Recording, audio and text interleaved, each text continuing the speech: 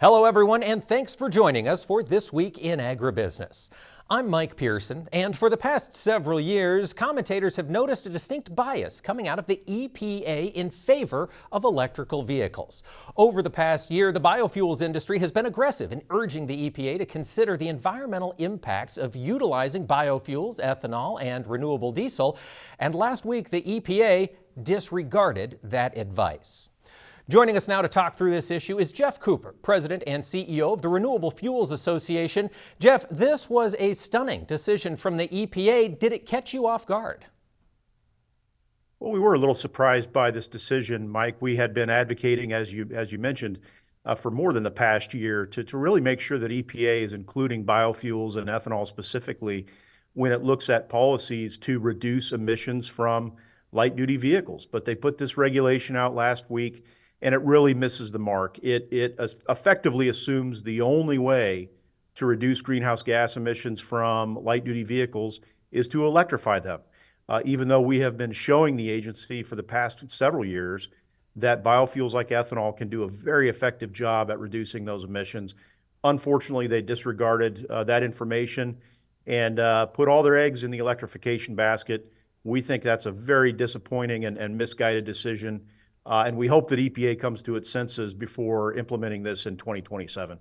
Geoff, when the ethanol industry was talking with the EPA about the environmental impacts of ethanol, what were the advantages? What are the arguments that the industry can bring? Well, first of all, ethanol is a solution that's here today. It's available today, broadly available. And ethanol, today's average corn ethanol reduces greenhouse gas emissions by 50% compared to gasoline. We're on a pathway to even greater reductions. If we add carbon capture and sequestration and other technologies to our facilities, we could be producing a carbon neutral liquid fuel, a zero carbon liquid fuel. But those investments are not going to be made if the industry isn't confident that we're going to have a market to sell into. So those are the sorts of, that's really what's at stake with this regulation. It was a chance, an opportunity for EPA to really open the toolbox and allow all the tools to be used to reduce emissions, and they didn't do that. They just focused on one tool, electric vehicles, which we think is misguided and leaves significant emissions reduction potential on the table. So what is next for the industry, Geoff? Can we fight this regulation? Is it lawsuits? What's the take for ethanol proponents?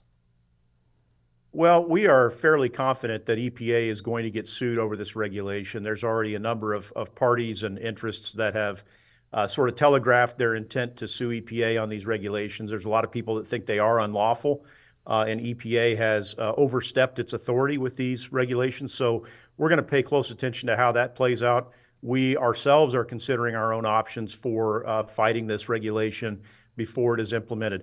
This is a big deal for the ethanol industry and for corn growers. We're talking, EPA says this could lead to 17 billion gallons of lost ethanol demand over the next 6 years. That's 500 or 600 million bushels of corn. That's why this is such a big deal, and we're taking it so seriously. Something to keep watching going forward. That's Geoff Cooper of the Renewable Fuels Association.